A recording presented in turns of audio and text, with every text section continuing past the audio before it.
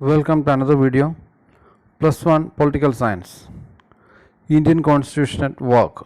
Indian ഭരണഘടന പ്രവർത്തനത്തിൽ എന്ന ടെക്സ്റ്റിലെ chapter 1 constitution why and how, ഭരണഘടന എന്തുകൊണ്ട് എങ്ങനെ. ഈ ചാപ്റ്ററിൻ്റെ പാർട്ട് 5 വീഡിയോ ആണിത്. എല്ലാ വീഡിയോകളുടെയും ലിങ്ക് ഡിസ്ക്രിപ്ഷനിൽ കൊടുത്തിട്ടുണ്ട്. എല്ലാവരും വീഡിയോ കാണണമെന്ന് അഭ്യർത്ഥിക്കുന്നു. ഇന്നത്തെ വീഡിയോയിലേക്ക് നമുക്ക് കടക്കാം. ഇതുവരെ ചർച്ച ചെയ്ത കാര്യങ്ങൾ നമുക്കൊന്ന് പരിശോധിക്കാം. What is meant by a constitution, constitution എന്നതുകൊണ്ട് എന്താണ് അർത്ഥമാക്കുന്നത് എന്നുള്ള കാര്യം നമ്മൾ വളരെ വിശദമായ രീതിയിൽ ചർച്ച ചെയ്തിരുന്നു. And then we have discussed various definitions of constitution, ഭരണഘടനയുടെ വിവിധ നിർവചനങ്ങളെ പറ്റി ഉള്ള കാര്യങ്ങൾ നമ്മൾ ചർച്ച ചെയ്തിരുന്നു. And then types of constitution, വിവിധ തരം ഭരണഘടനകൾ. For example written and unwritten constitution, എഴുതപ്പെട്ടതും എഴുതപ്പെടാത്തതുമായിട്ടുള്ള ഭരണഘടനകൾ, റിജിഡ് ആൻഡ് ഫ്ലെക്സിബിൾ കോൺസ്റ്റിറ്റ്യൂഷൻസ്, ദൃഢമായതും അയവുള്ളതുമായ ഭരണഘടനകൾ, അങ്ങനെ വേരിയസ് ടൈപ്സ് ഓഫ് കോൺസ്റ്റിറ്റ്യൂഷൻസിനെ പറ്റി നമ്മൾ ഡിസ്കസ് ചെയ്തിരുന്നു. And then functions of constitution, ഭരണഘടനയുടെ പ്രധാനപ്പെട്ട ഫങ്ഷനുകൾ. Mainly there are 5 functions for A constitution. ഒരു ഭരണഘടനയ്ക്ക് 5 പ്രധാനപ്പെട്ട ധർമ്മങ്ങളാണുള്ളത്. അവയെല്ലാം ഡീറ്റെയിൽഡ് ആയ രീതിയിൽ ചർച്ച ചെയ്തിരുന്നു. And then significance of the constitution, ഭരണഘടനയുടെ പ്രാധാന്യത്തെ പറ്റിയും ചർച്ച ചെയ്തു. And then authority or effectiveness of a constitution, ഭരണഘടനയുടെ ആധികാരികത നിർണ്ണയിക്കുന്ന വിവിധ ഘടകങ്ങളെപ്പറ്റി. പ്രധാനമായിട്ടും 3 ഘടകങ്ങളാണുള്ളത് ആധികാരികത നിർണ്ണയിക്കുന്നതിന്. മോഡ് ഓഫ് പ്രൊമൾഗേഷൻ, ഭരണഘടനയുടെ പ്രഖ്യാപന രീതി, ഭരണഘടന ഏത് രീതിയിലാണ് പ്രഖ്യാപിക്കുന്നത് അതുമായി ബന്ധപ്പെട്ട കാര്യങ്ങൾ.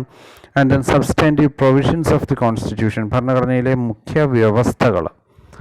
And then balanced institutional design, സന്തുലിതമായ സ്ഥാപന രൂപരേഖ. ഇതിൽ തന്നെ we have discussed only the first topic, mode of promulgation. നമ്മൾ അതിൽ പ്രഖ്യാപന രീതി എന്ന ആദ്യത്തെ ടോപ്പിക്ക് മാത്രമാണ് ചർച്ച ചെയ്തത്. ആ ടോപ്പിക്കിൽ തന്നെയാണ് കോൺസ്റ്റിറ്റ്യൂന്റ് അസംബ്ലി ഓഫ് ഇന്ത്യ, ഇന്ത്യയുടെ ഭരണഘടനാ നിർമ്മാണ സമിതിയെ പറ്റിയും നമ്മൾ ചർച്ച ചെയ്തത്. ഭരണഘടനാ നിർമ്മാണ സമിതിയിലെ ഭരണഘടന തയ്യാറാക്കിയ ഏറ്റവും പ്രധാനപ്പെട്ട മാർഗമായിട്ടുള്ള പ്രിൻസിപ്പിൾ ഓഫ് ഡെലിബറേഷൻ, അല്ലെങ്കിൽ ചർച്ചകൾ അല്ലെങ്കിൽ പര്യാലോചനകൾ, അതിനെ പറ്റിയുള്ള കാര്യങ്ങൾ നമ്മൾ ചർച്ച ചെയ്തിരുന്നു.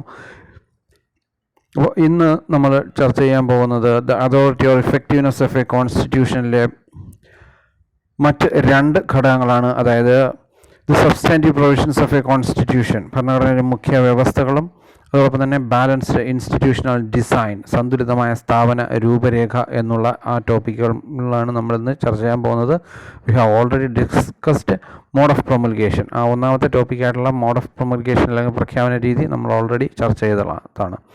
And the last topic of today's video is provisions borrowed from other constitutions.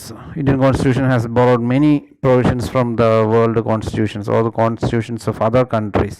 ഇന്ത്യയുടെ ഭരണഘടന വിവിധ രാഷ്ട്രങ്ങളിലെ ഭരണഘടനയിൽ നിന്ന് ഒരുപാട് ആശയങ്ങൾ കടമെടുത്തിട്ടുണ്ട്. ആ ആശയങ്ങളെ പറ്റി കൂടി ഇന്നത്തെ വീഡിയോയിൽ നമ്മൾ ചർച്ച ചെയ്യും. So the first topic is the substantive provisions of a constitution, ഭരണഘടനയിലെ മുഖ്യ വ്യവസ്ഥകൾ. അവയുടെ കാര്യങ്ങളാണ് നമ്മൾ ചർച്ച ചെയ്യാൻ പോകുന്നത്. If people want to go along with the constitution, it is highly necessary that it should be acceptable to them. അതായത് ഒരു ഭരണഘടനയുമായിട്ട്, ജനങ്ങൾക്ക് ലഭിച്ച ഒരു ഭരണഘടനയുമായിട്ട് ജനങ്ങൾക്ക് മുമ്പോട്ട് പോകണമെന്ന് താല്പര്യം തോന്നണമെങ്കിൽ it is highly necessary that it should be acceptable to them. ഏറ്റവും പ്രധാനപ്പെട്ട കാര്യം എന്ന് പറയുന്നത്, ആ ഭരണഘടന എന്ന് പറയുന്നത് ജനങ്ങൾക്ക് സ്വീകാര്യം ആയിരിക്കണം എന്നുള്ളത് മാത്രമാണ്. People do not accept a constitution which does not respect their integrity, ജനങ്ങളുടെ ഐക്യവും അഖണ്ഡതയും ഒന്നും തന്നെ സംരക്ഷിക്കാത്ത ഒരു ഭരണഘടനയെ അവർ അംഗീകരിക്കുകയില്ല, ഇല്ലെങ്കിൽ അതുമായിട്ട് മുമ്പോട്ട് പോകാനായിട്ട് ജനങ്ങൾ ആഗ്രഹിക്കുകയില്ല. People cannot accept a constitution which gives a special privileges to a particular section of the people. മാത്രമല്ല, സമൂഹത്തിലെ ഏതെങ്കിലും ഒരു പ്രത്യേക വിഭാഗം അവർക്ക് പ്രാധാന്യം കൊടുക്കുന്ന രീതിയിലുള്ളൊരു ഭരണഘടനയാണെങ്കിലും ജനങ്ങൾ അതിനെ അംഗീകരിക്കുകയില്ല, അല്ലെങ്കിൽ that type of constitutions did not get much acceptance. അങ്ങനെയുള്ള ഭരണഘടനകൾക്ക് ജനങ്ങളിൽ നിന്ന് വലിയൊരു സ്വീകാര്യത ലഭ്യമാവുകയില്ല. അപ്പോൾ പണക്കാർ, അല്ലെങ്കിൽ ഉന്നത ജാതിയിൽ ജനിച്ചവർ, അല്ലെങ്കിൽ ഏതെങ്കിലും ഒരു പ്രത്യേക മതത്തിൽ ജനിച്ചവർ, അവർക്കൊക്കെ സ്പെഷ്യൽ പ്രിവിലേജസ് അല്ലെങ്കിൽ പ്രത്യേക പരിഗണന കൊടുക്കുന്ന ഒരു ഭരണഘടനയാണെന്നുണ്ടെങ്കിൽ ആ ഭരണഘടനയെ ഒരിക്കലും ജനങ്ങൾ സമ്പൂർണ്ണമായ രീതിയിൽ അംഗീകരിക്കുകയില്ല. If the constitution protects the liberty and equality of the people, it will be most acceptable to the people. മാത്രമല്ല, ഒരു ഭരണഘടന ജനങ്ങളുടെ ലിബർട്ടി, സ്വാതന്ത്ര്യവും ഇക്വാലിറ്റി, സമത്വവും എല്ലാം തന്നെ സംരക്ഷിക്കുകയാണെന്നുണ്ടെങ്കിൽ ആ ഒരു ഭരണഘടനയ്ക്കും അക്സെപ്റ്റബിലിറ്റി ലഭിക്കും, ജനങ്ങളുടേതായിട്ടുള്ള അംഗീകാരം ലഭിക്കും, പിന്തുണ ലഭിക്കും എന്നുള്ളതാണ് സവിശേഷത എന്ന് പറയുന്നത്. ഇനി അതിൻ്റെ മൂന്നാമത്തെ ടോപ്പിക്കാണ് ബാലൻസ്ഡ് ഇൻസ്റ്റിറ്റ്യൂഷണൽ ഡിസൈൻ എന്ന് പറയുന്നത്, അല്ലെങ്കിൽ സന്തുലിതമായ സ്ഥാപന രൂപരേഖ എന്ന് പറയുന്നത്. In certain societies constitutions are being subverted. പല അവസരങ്ങളിലും പല രാഷ്ട്രങ്ങളിലെയും ഭരണഘടനകൾ അട്ടിമറിക്കപ്പെടാറുണ്ട്. Proper designing of the constitution can rule out the possibility of subversion. പ്രോപ്പറായ രീതിയിൽ, അല്ലെങ്കിൽ കൃത്യമായ രീതിയിൽ, ശരിയായ രീതിയിൽ ഭരണഘടന ഡിസൈൻ ചെയ്യുകയാണെന്നുണ്ടെങ്കിൽ, അല്ലെങ്കിൽ തയ്യാറാക്കുകയാണെന്നുണ്ടെങ്കിൽ, രൂപപ്പെടുത്തുകയാണെന്നുണ്ടെങ്കിൽ, it can rule out the possibility of subversion. അങ്ങനെയുള്ള ഭരണഘടനകൾക്ക് അട്ടിമറി സാധ്യതയെ ഇല്ലാതാക്കാനായിട്ട് കഴിയും എന്നുള്ളതാണ്. അതായത് a constitution should be properly designed in order to rule out the possibility of subversion. അട്ടിമറിയെ ഒഴിവാക്കണമെന്നുണ്ടെങ്കിൽ ഭരണഘടന പ്രോപ്പറായ രീതിയിൽ ഡിസൈൻ ചെയ്തിരിക്കണം എന്നുള്ളതാണ് നമ്മൾ പറഞ്ഞു വരുന്നത്.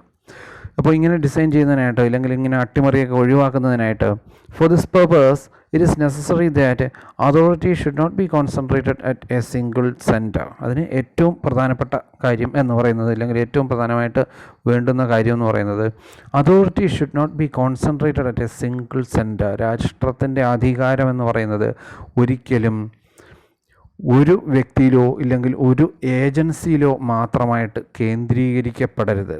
മറിച്ച് there must be a distribution of power. അധികാരം എന്ന് പറയുന്നത് എപ്പോഴും വിഭജിക്കപ്പെട്ടിരിക്കണം എന്നുള്ളതാണ് പറഞ്ഞു വരുന്നത്. No single institution should enjoy the monopoly of authority. ഏതെങ്കിലും ഒരു സ്ഥാപനം ഇല്ലെങ്കിൽ ഏതെങ്കിലും ഒരു വ്യക്തിക്ക് മാത്രമായിട്ട് രാജ്യത്തെ അധികാരത്തിൻ്റെ കുത്തക ഒരിക്കലും ലഭിക്കരുത് എന്നുള്ളതാണ് അതിൻ്റെ ഏറ്റവും പ്രധാനപ്പെട്ട സവിശേഷത എന്ന് പറയുന്നത്. Best constitutions distributes authority among the various organs of government such as the legislature, the executive and the judiciary. അപ്പോൾ ലോകത്തെ ബെസ്റ്റ് കോൺസ്റ്റിറ്റ്യൂഷൻ, നല്ല ഭരണഘടനകളെല്ലാം തന്നെ ചെയ്യുന്നത് distributes authority among the various organs of government. അധികാരം എന്ന് പറയുന്നത് ഗവൺമെൻറ്റിൻ്റെ വിവിധ ഓർഗൻസ്, അല്ലെങ്കിൽ വിവിധ ഘടകങ്ങൾ ആയ ലെജിസ്ലേച്ചർ, എക്സിക്യൂട്ടീവ്, ജുഡീഷ്യറി എന്നിവയ്ക്ക് വീതിച്ച് കൊടുക്കും, അല്ലെങ്കിൽ ഡിസ്ട്രിബ്യൂട്ട് ചെയ്ത് കൊടുക്കും. അപ്പോൾ ഇവിടെയാണ് ഓർഗൻസ് ഓഫ് ഗവൺമെൻറ് എന്നുള്ള ഘടകം വരുന്നത്. അതുകൂടി നമുക്കൊന്ന് വിശദമാക്കാം. ഓർഗൻസ് ഓഫ് ഗവൺമെൻറ്, അല്ലെങ്കിൽ ലോകത്തെ എല്ലാ ഗവൺമെൻറ്റുകൾക്കും പ്രധാനമായിട്ടും 3 ഓർഗൻസ് അല്ലെങ്കിൽ 3 ഘടകങ്ങളായിരിക്കും ഉണ്ടായിരിക്കുന്നത്. അതിൽ ഒന്നാമത്തെ ഓർഗനാണ് ലെജിസ്ലേച്ചർ, മറ്റൊരു ഓർഗനാണ് എക്സിക്യൂട്ടീവ്, മൂന്നാമത്തെ ഓർഗനാണ് ജുഡീഷ്യറി. ലോകത്തെ ഏത് ഗവൺമെൻറ് എടുത്ത് നോക്കിക്കഴിഞ്ഞാലും these 3 organs will be there. അവിടെ ഈ പറയുന്ന 3 ഓർഗൻസ് അവിടെ ഉണ്ടായിരിക്കും. ഇതിൽ ലെജിസ്ലേച്ചർ എന്ന് പറയുന്നത് നിയമനിർമ്മാണ വിഭാഗം എന്ന് അറിയപ്പെടുന്നു. എക്സിക്യൂട്ടീവ് എന്നത് കാര്യനിർവഹണ വിഭാഗം എന്ന് അറിയപ്പെടുന്നു. ജുഡീഷ്യറി എന്നത് നീതി നിർവഹണ വിഭാഗം എന്നും അറിയപ്പെടുന്നു. അങ്ങനെ 3 ഇതാണ് ഓർഗൻസ് ഓഫ് ഗവൺമെൻറ് എന്ന് പറയുന്നത്, അല്ലെങ്കിൽ ഗവൺമെൻറ്റിൻ്റെ ഘടകങ്ങളെന്ന് പറയുന്നത്. അപ്പോൾ ബെസ്റ്റ് കോൺസ്റ്റിറ്റ്യൂഷൻ ആണെന്നുണ്ടെങ്കിൽ അധികാരം നേരത്തെ ഈ പറഞ്ഞ 3 ഓർഗൻസിലേക്കും വിഭജിച്ച് നൽകിയിരിക്കും. ഒരു കോൺസെൻട്രേഷൻ ഓഫ് പവർ അല്ലെങ്കിൽ അതോറിറ്റി ഉണ്ടാവുകയില്ല. അതായത് അധികാരം ലെജിസ്ലേച്ചറിന് കുറേ അധികാരങ്ങളുണ്ടാകും, എക്സിക്യൂട്ടീവിന് കുറേ അധികാരങ്ങളുണ്ടാകും, ജുഡീഷ്യറിക്കും കുറേ അധികാരങ്ങൾ ഉണ്ടാകും. അങ്ങനെയാണ് ബെസ്റ്റ് കോൺസ്റ്റിറ്റ്യൂഷൻസ് സാധാരണഗതിയിൽ ചെയ്യാറുള്ളത്. എന്തിനു വേണ്ടിയിട്ടാണ് ഇങ്ങനെ ചെയ്യുന്നത്? ഈ അധികാരം ഇങ്ങനെ 3 ഏജൻസികളിലായിട്ട് വിഭജിച്ച് കൊടുക്കുന്നത് എന്തിനു വേണ്ടിയിട്ടാണ്? അതുകൂടി നമുക്ക് പരിശോധിക്കാം.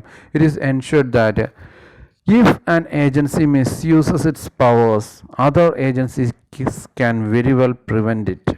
അപ്പോൾ ഏതെങ്കിലും ഒരു ഏജൻസി അധികാരം മിസ്യൂസ് ചെയ്യുകയാണെങ്കിൽ, ഇല്ലെങ്കിൽ ദുരുപയോഗപ്പെടുത്തുകയാണെങ്കിൽ, മറ്റ് ഏജൻസികൾക്ക് they can very well prevent it. അവർക്ക് അതിന് തടയിടാനായിട്ട് കഴിയും. ഇപ്പോൾ ഒരു ഉദാഹരണം പറഞ്ഞു കഴിഞ്ഞാൽ, എക്സിക്യൂട്ടീവ് ഏജൻസി അവരധികാരം ദുരുപയോഗപ്പെടുത്തുന്നു. അപ്പോൾ മറ്റ് ഏജൻസികളായിട്ടുള്ള ലെജിസ്ലേച്ചറിനും അതോടൊപ്പം തന്നെ ജുഡീഷ്യറിക്കും എല്ലാം അതിലിടപെട്ട് തിരുത്താനായിട്ട് കഴിയും. നേരെ മറിച്ച് ഒരു ഏജൻസി മാത്രമേ ഉള്ളെങ്കിൽ, അല്ലെങ്കിൽ കോൺസെൻട്രേഷൻ ഓഫ് പവർ ആണ് ഉള്ളതെങ്കിൽ, അധികാരം കേന്ദ്രീകരിക്കപ്പെട്ടിരിക്കുകയാണെന്നുണ്ടെങ്കിൽ, there is no chance for a correction. അവിടെ ഒരു കറക്ഷന് ഒരു സാധ്യത വരുന്നില്ല. Thus, the principle of checks and balances, which prevails among the various agencies of government, enables the Constitution to function successfully. അങ്ങനെ ഈ ഒരു തത്വത്തിനെയാണ് ചെക്സ് ആൻഡ് ബാലൻസസ് എന്ന് പറയുന്നത്. അതായത് മറ്റൊരു ഏജൻസിയുടെ പ്രവർത്തനത്തെ ചെക്ക് ചെയ്യുന്നു, എന്നിട്ടൊരു ബാലൻസ് മെയിൻറ്റെയിൻ ചെയ്യുന്നു. അപ്പോൾ ഈ പ്രവർത്തനത്തിനെയാണ് ചെക്സ് ആൻഡ് ബാലൻസസ് എന്ന് പറയുന്നത്. Thus the principle of checks and balances which prevails among the various agencies of government enables the constitution to function successfully. അപ്പോൾ ഇങ്ങനെ ഈ ചെക്സ് ആൻഡ് ബാലൻസസ് ആ രീതിയിൽ വിഭാവന ചെയ്തിരിക്കുന്ന ഭരണഘടനകൾക്ക് ദേ ക്യാൻ ഫങ്ഷൻ സക്സസ്ഫുള്ളി. ആ ഗവൺമെൻറ്റുകൾക്കും ആ ഭരണഘടനകൾക്കും വളരെ വിജയകരമായ രീതിയിൽ പ്രവർത്തിക്കാനായിട്ട് കഴിയും. അപ്പോൾ ഇതിൻ്റെ എല്ലാം അടിസ്ഥാന ഘടകം എന്ന് പറയുന്നത് പവറാണ്, അല്ലെങ്കിൽ അധികാരമാണ്. അപ്പോൾ അധികാരത്തിനെ പറ്റി ഏറ്റവും പ്രധാനമായിട്ട് പറഞ്ഞിരിക്കുന്ന ഒരു വ്യക്തി, അല്ലെങ്കിൽ ഒരു ഏറ്റവും ഫേമസ് ആയിട്ടുള്ളൊരു കൊട്ടേഷൻ നൽകിയിരിക്കുന്ന ഒരു വ്യക്തി ലോർഡ് ആക്ടൺ ആണ്. അദ്ദേഹം പറഞ്ഞിരിക്കുന്നത് നോക്കാം അധികാരത്തിനെ പറ്റി. All power tends to corrupt and absolute power corrupts absolutely. അതായത് all power tends to corrupt, എല്ലാ അധികാരവും മനുഷ്യനെ ദുഷിപ്പിക്കുന്നു, ഇല്ലെങ്കിൽ അഴിമതിക്കാരനാക്കുന്നു. And absolute power corrupts absolutely. എന്നാൽ പരമമായ അധികാരം പരമമായ രീതിയിൽ ദുഷിപ്പിക്കുന്നു, ഇല്ലെങ്കിൽ അഴിമതിക്കാരനാക്കുന്നു. ഇതാണ് അദ്ദേഹത്തിൻ്റെ ഫേമസ് കൊട്ടേഷൻ എന്ന് പറയുന്നത്. All power tends to corrupt, അതായത് അധികാരം എന്ന് പറയുന്നത് ദുഷിപ്പിക്കുന്നു. And absolute power corrupts absolutely, പരമമായ അധികാരം പരമമായ രീതിയിൽ ദുഷിപ്പിക്കുന്നു എന്നുള്ളതാണ് ലോർഡ് ആക്ടൻ്റെ സ്റ്റേറ്റ്മെൻ്റ് എന്ന് പറയുന്നത്. അധികാരവുമായിട്ട് ബന്ധപ്പെട്ട മറ്റൊരു സ്റ്റേറ്റ്മെൻറ്റ് നൽകിയ വ്യക്തി അമേരിക്കയുടെ ഏറ്റവും ഫേമസ് പ്രസിഡൻറ്റ് എന്നറിയപ്പെടുന്ന അബ്രഹാം ലിങ്കൺ ആണ്. അദ്ദേഹം പറഞ്ഞത്, if you want to test a man's character give him power. നിങ്ങൾക്ക് ഒരു വ്യക്തിയുടെ സ്വഭാവം, യഥാർത്ഥ സ്വഭാവം അറിയണമെന്നുണ്ടെങ്കിൽ അദ്ദേഹത്തിന് അധികാരം കൊടുക്കുക എന്നുള്ളതാണ്. അപ്പോൾ അഴിമതിക്കാരനാണെന്നുണ്ടെങ്കിൽ അയാൾ അഴിമതി കാണിക്കും, ദുഷ്ടനാണെന്നുണ്ടെങ്കിൽ ദുഷ്ടത്തരം കാണിക്കും, പാവമാണെന്നുണ്ടെങ്കിൽ ആ രീതിയിൽ അദ്ദേഹം പ്രവർത്തിക്കും. അങ്ങനെ അദ്ദേഹത്തിൻ്റെ ക്യാരക്ടർ നമുക്ക് മനസ്സിലാക്കാൻ കഴിയും എന്നുള്ളതാണ് പറഞ്ഞു വന്നത്. For the survival of the constitution 2 things R necessary. ലോകത്തെ ഏത് ഭരണഘടനകൾക്കും നിലനിൽക്കുന്നതിന് 2 ഘടകങ്ങൾ ആവശ്യമാണെന്നാണ് പറയുന്നത്. ഒന്നാമത്തെ ഘടകം, governmental powers should be distributed among various agencies of government and thus concentration of powers should be prevented. അതായത് ഗവൺമെൻറ്റൽ പവേഴ്സ്, ഗവൺമെൻറ്റിൻ്റെ അധികാരങ്ങൾ should be distributed among various agencies. Government അധികാരങ്ങൾ എല്ലായ്പ്പോഴും തന്നെ ഗവൺമെൻറ്റിൻ്റെ വിവിധ ഏജൻസികൾക്ക് വീതിച്ച് നൽകിയിരിക്കണം. അതിലൂടെ thus concentration of powers should be prevented. അധികാരം കേന്ദ്രീകരിക്കുന്നത് ഇതിലൂടെ നമുക്ക് അവസാനിപ്പിക്കാനായിട്ട് കഴിയും. ഇതാണ് ഒന്നാമത്തെ ഘടകം എന്ന് പറയുന്നത്. രണ്ടാമത്തെ കാര്യം, the basic features of the constitution should be subject to periodic changes. അതായത് ഭരണഘടനയിൽ പറഞ്ഞിരിക്കുന്ന കാര്യങ്ങൾക്കെല്ലാം തന്നെ, വിഷയങ്ങളെല്ലാം തന്നെ കാലത്തിനനുസൃതമായ രീതിയിൽ മാറ്റങ്ങൾ വരുത്താൻ കഴിയുന്നവയും ആയിരിക്കണം.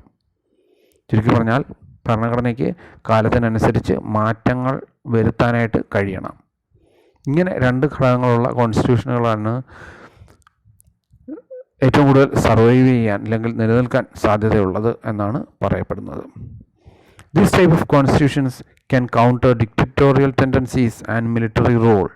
അപ്പോൾ നേരത്തെ പറഞ്ഞ ആ 2 ഘടകങ്ങളുള്ള ഭരണഘടനകൾക്ക് ഡിക്റ്ററ്റോറിയൽ ടെൻഡൻസീസ്, അല്ലെങ്കിൽ സ്വേച്ഛാധിപത്യ പ്രവണതയെയും മിലിറ്ററി റൂൾ, സൈനിക ഭരണത്തിനെയും എല്ലാം ചെറുക്കാൻ കഴിയും, ഇല്ലെങ്കിൽ ഒഴിവാക്കാൻ കഴിയും. അപ്പോൾ ഇങ്ങനെയുള്ള രീതിയിലുള്ള പറഞ്ഞിരിക്കുന്ന കോൺസ്റ്റിറ്റ്യൂഷനുകൾക്ക് അങ്ങനെയുള്ള പ്രദേശങ്ങളിൽ ഒരിക്കലും തന്നെ സ്വേച്ഛാധിപതികൾ ഉണ്ടാവുകയില്ല, അതോടൊപ്പം തന്നെ സൈനിക ഭരണാധികാരികളും ഉണ്ടാവുകയില്ല. കാരണം അവിടെ അധികാരം എന്ന് പറയുന്നത് ഡിവൈഡ് ചെയ്യപ്പെട്ടിരിക്കുകയാണ്. അതോടൊപ്പം തന്നെ കാലത്തിനനുസരിച്ച് ഭരണഘടനയിൽ മാറ്റങ്ങൾ വരുത്താൻ കഴിയുകയും ചെയ്യും. അപ്പോൾ അതാണ് 2 പ്രൊവിഷൻസ് എന്ന് പറയുന്നത്. ഇനി ഇന്ത്യയുടെ കോൺസ്റ്റിറ്റ്യൂഷൻ്റെ കാര്യങ്ങളിലേക്ക് നമുക്ക് കടക്കാം. Constitution of India clearly divides powers among the legislature, executive and judiciary. അപ്പോൾ ഇന്ത്യൻ കോൺസ്റ്റിറ്റ്യൂഷൻ എന്ന് പറയുന്നത് it clearly divides powers among the legislature, executive and judiciary.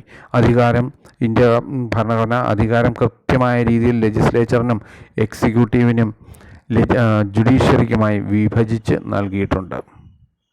There is also provision for periodical amendments. മാത്രമല്ല അവിടെ Indian ഭരണഘടനയെ കാലത്തിനനുസരിച്ച് നമുക്ക് മാറ്റങ്ങൾ വരുത്തുകയും ചെയ്യാം. ഇപ്പോൾ ഇന്ത്യൻ ഭരണഘടനയിൽ മാറ്റങ്ങൾ വരുത്തുന്ന പ്രക്രിയയാണ് അമെൻമെൻറ്റ്സ് എന്ന് പറയുന്നത്, അല്ലെങ്കിൽ ഭേദഗതികളെന്ന് പറയുന്നത്. അപ്പോൾ കാലത്തിനനുസരിച്ച് ഇന്ത്യൻ ഭരണഘടനയിൽ ആവശ്യമായിട്ടുള്ള ഭേദഗതികളെല്ലാം വരുത്താനും നമുക്ക് കഴിയും. Constitution of India reflect various values that are essential for the existence of human beings. മാത്രമല്ല മനുഷ്യരാശിക്ക് നിലനിൽപ്പിന് ആവശ്യമായിട്ടുള്ള എല്ലാ മൂല്യങ്ങളെയും ഉൾക്കൊള്ളിച്ചിരിക്കുന്ന ഒരു ഭരണഘടനയാണ് ഇന്ത്യൻ ഭരണഘടന എന്ന് പറയുന്നത്.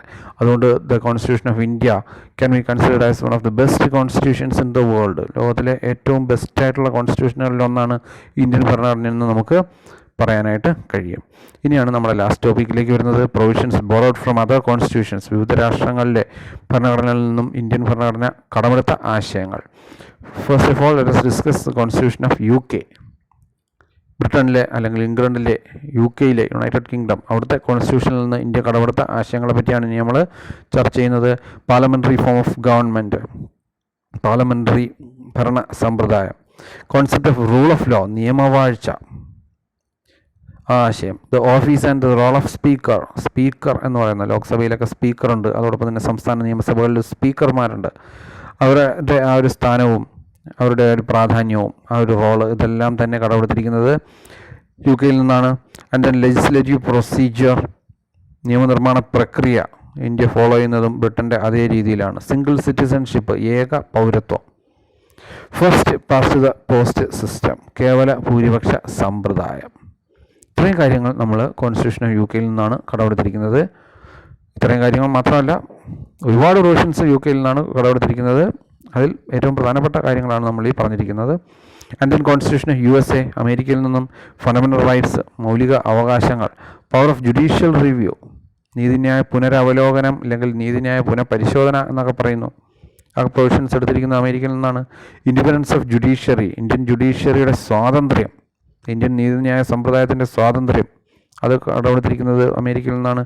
പ്രിയാമ്പിൾ, ഇന്ത്യൻ ഭരണഘടനയുടെ ആമുഖത്തെ പറയുന്ന പേരാണ് പ്രിയാമ്പിൾ എന്ന് പറയുന്നത്.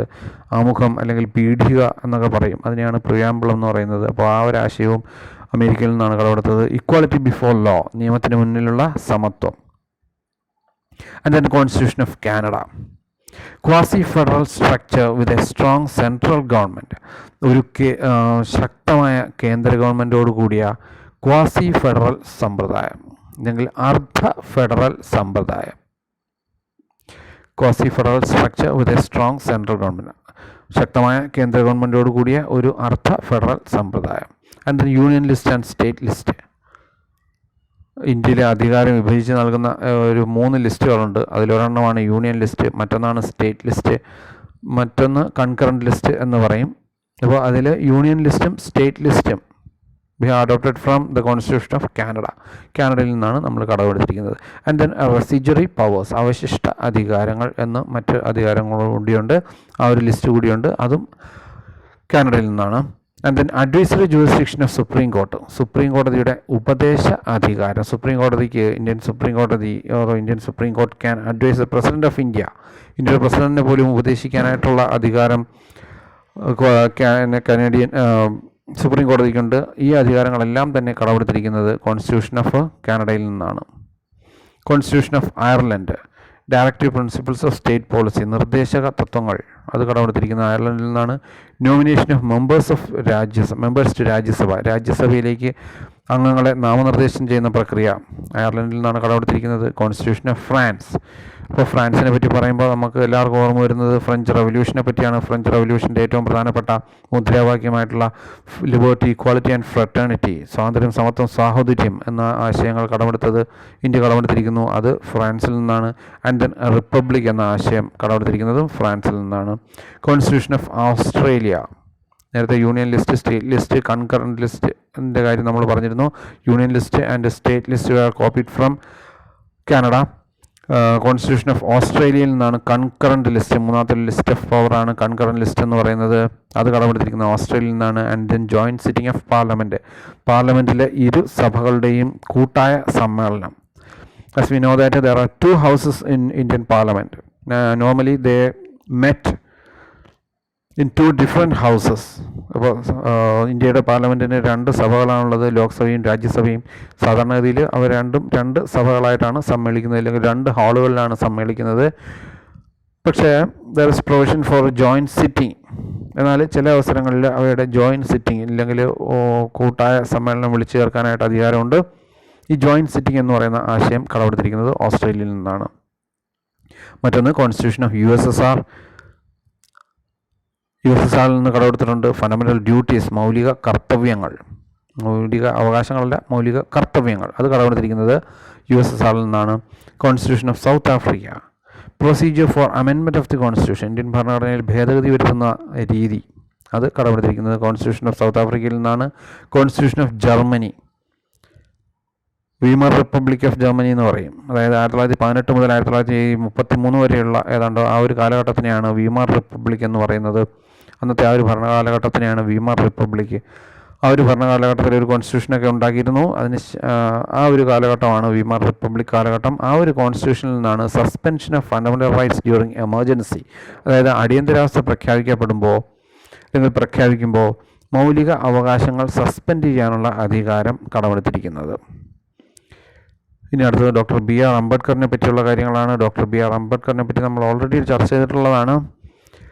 കുറച്ചുകൂടി കാര്യങ്ങൾ നമുക്ക് അദ്ദേഹത്തെ പറ്റി ചർച്ച ചെയ്യാം. ഫാദർ ഓഫ് ഇന്ത്യൻ കോൺസ്റ്റിറ്റ്യൂഷൻ എന്നറിയപ്പെടുന്നത്, ഇന്ത്യൻ ഭരണഘടനയുടെ പിതാവ് എന്നറിയപ്പെടുന്നത് doctor BR അംബേദ്കറാണ്.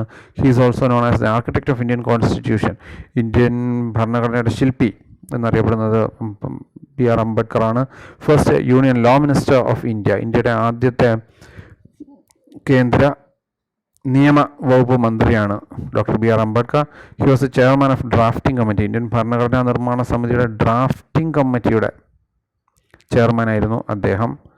Participate in the 3 round table conferences held in London, ലണ്ടനിൽ നടന്ന 3 വട്ടമേശ സമ്മേളനങ്ങളിലും പങ്കെടുത്ത വ്യക്തിയാണ് അദ്ദേഹം.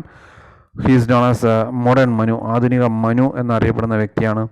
മനുവാണ് എല്ലാവർക്കും അറിയാം ഏൻഷ്യൻ്റ് ലോ ഗിവർ, അല്ലെങ്കിൽ ചരിത്രാതീത കാലം മുതൽ കാലത്തെ ഇന്ത്യയുടെ